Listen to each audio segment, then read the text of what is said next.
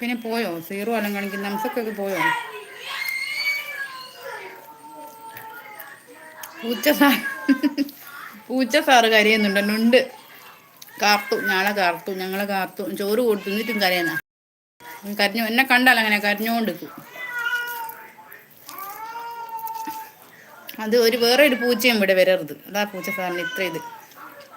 ഇപ്പം വേറെ ഒരു പൂച്ച ഇവിടെ ഉണ്ട്. അതിൻ്റെ ദേഷ്യത്തിലാണ് കരയുന്നത്. അത് പോകണം. ഒന്നാലാം കടിച്ചെടുത്ത് ഭയങ്കര അസൂയക്കാരി.